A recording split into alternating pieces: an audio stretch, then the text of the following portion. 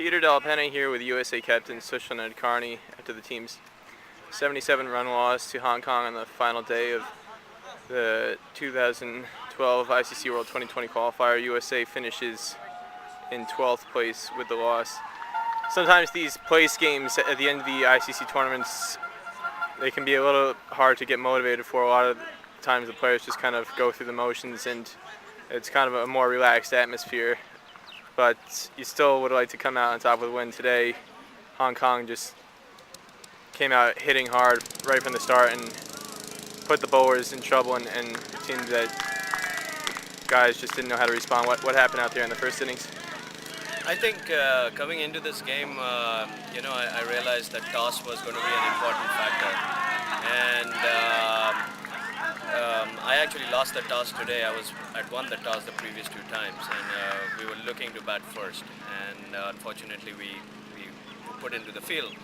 I thought that kind of played into our weakness for this game a little bit, because the guys are really feeling tired right now, and we had to get into the field and field 20 overs before coming to chase a big total. So in the grand scheme of things, we'll take it as it comes.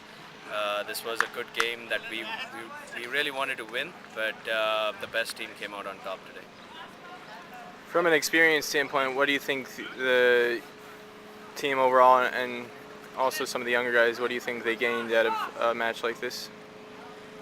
I think overall, not only a match like this, but the overall tournament. I've been saying it over and over again. We came here with a young side, a lot of under-19 guys who've come through the under-19 program, and the whole purpose of the objective for the team was to try and get into the top three in our group, but that didn't happen.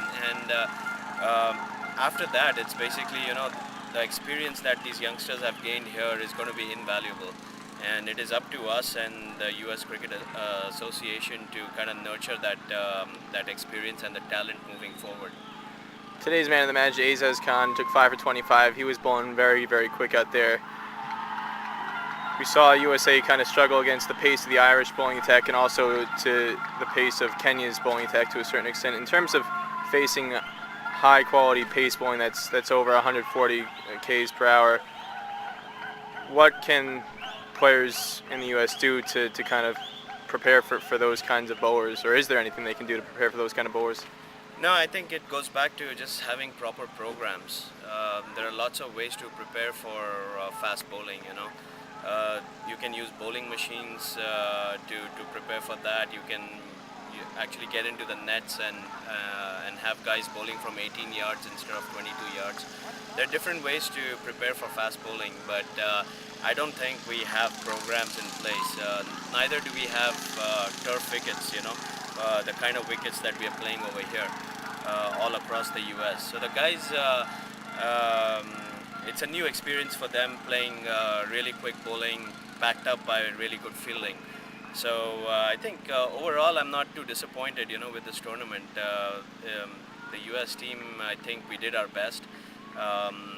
The takeaway for us would be the win against Scotland, which is a high-ranking team. You guys finished the tournament with 3 wins in 9 matches. What are some, besides obviously the Scotland win and how you guys won that game, not just winning the game, but the way you won it, what are some of the other positives you feel that you can take away from this tournament? I think the most major positive thing about this tournament is that now we feel like we have a bunch of guys in this team that are young, that have gained this experience, and having Robin Singh working with us was invaluable. The stuff he taught us or wanted us to execute on the ground, that's something all of us really didn't know how to play 2020 cricket. And the things he taught us have helped us kind of understand how the game is progressing and where we need to execute like what strategies, And so all these things are just going to, it's a great thing for the future, because now we take the same team and we build it for Division 4, which is, I believe, the next big thing on USACA's calendar.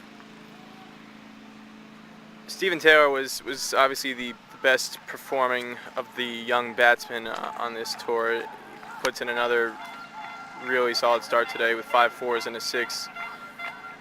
The first 3 matches he looked very, very timid, and then against Ireland he started to come out of his shell a little bit, and then since that game he's built on that with every single game. What have you seen over this tournament from him in terms of his progression that makes you excited about his future? Stephen, we always knew he could bat. He proved it in the under-19s where he scored about 400 plus runs. And when he came into this team, we always knew he could bat. For some reason, it took him a few innings at the start of the tour to kind of get going. And I don't know what it was, what you could attribute that to. It could be new conditions, new wickets, maybe a little better bowling than he's been facing in the past. But he's adapted well towards the latter half of this tournament. And he's been providing us the quick starts that we need. He's a naturally gifted batsman, actually, who can hit the ball really hard. And some of the bowlers are finding out that he has some really sweet timing as well. So I think he has a great future with US cricket. Some of the other younger players, though, batting-wise, they struggled for the most part in this tournament. I know some of the things you brought up about not getting enough experience on turf wickets and probably not having a program in place for things like fast bowling are some of the issues that may need to be addressed. Aside from that, is there anything else that you saw that they might focus on that could help develop their games and improve their games heading into future tournaments? Yeah, I think one of the things the younger guys in this team need to focus on is listening and really understanding the kind of advice and what the coaches are saying. If they are able to do that and digest what is expected of them, then they can go out into the middle and actually execute the plans. For instance, a lot of our guys are used to hitting over mid-wicket all the time because of the kind of wickets we play back home. And you cannot play those kind of shots here on a regular basis. You will get out. And the coaches have been telling us to play straight down the ground all the time. And so those are little things which somebody can really absorb and try to implement as a young guy who hasn't played this level of cricket. So those are small things, but the more the youngsters actually listen and absorb and try to execute, I think it'll be better for them. On the bowling side, though, some of the young players really stepped up in this tournament. Mohammad Ghalis, we've seen at a young age, he's still not 22, but he tied for the team lead in wickets in this tournament, and Abhimanyu Rajab on his debut tour was the other joint leading wicket taker. What did you see over the course of this tournament from then that you feel they'll provide a solid foundation for the future in the bowling department? No, I think Abhimanyu's addition to the team has been fantastic. I think for a long time we had Gauss made an impact as soon as he came into the team.